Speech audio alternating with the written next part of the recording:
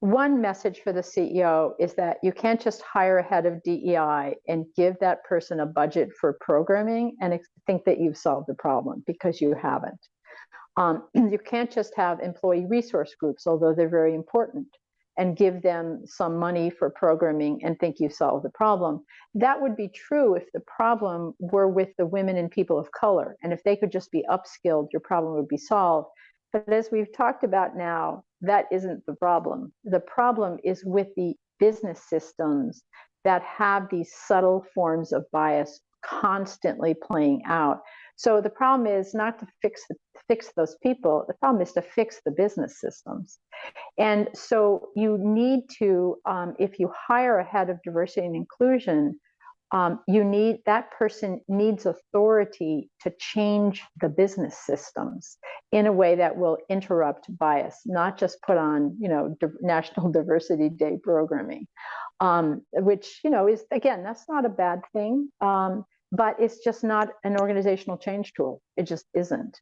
The other thing that is extremely important is going back to what I identified up at the top as the single most important finding, which is that 80 to 90% of white men say they have fair access to career enhancing assignments, but much, much, much, much, much lower of any other group. For example, in architects, among architects in the United States, 88% of white men say they have fair access to develop design ideas, talk about innovation. But the percentage for women and people of color was, a lot lower. That's a very important problem. If you don't solve that problem, you may hire a diverse workforce, you will not keep the diverse workforce. And it won't be because the women have children and their priorities change. It will because they've hit the glass ceiling and they're good and tired of it.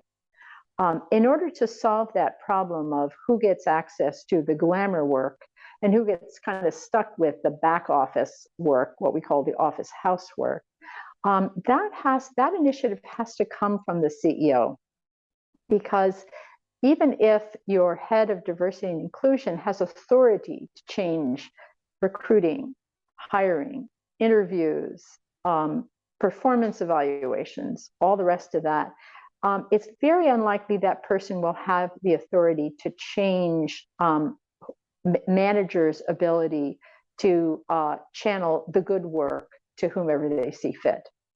For that, you have to have the CEO weighing in.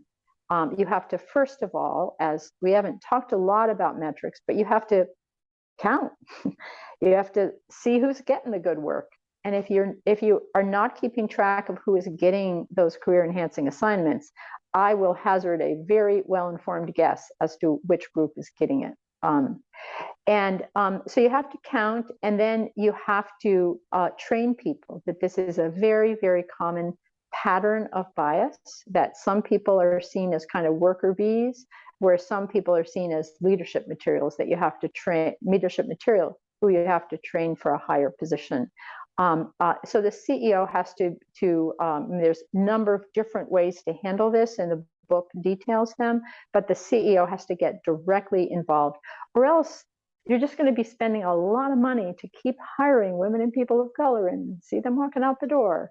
And the same may be true with respect to age, with respect to LGBTQ, with respect to disability or other or social class.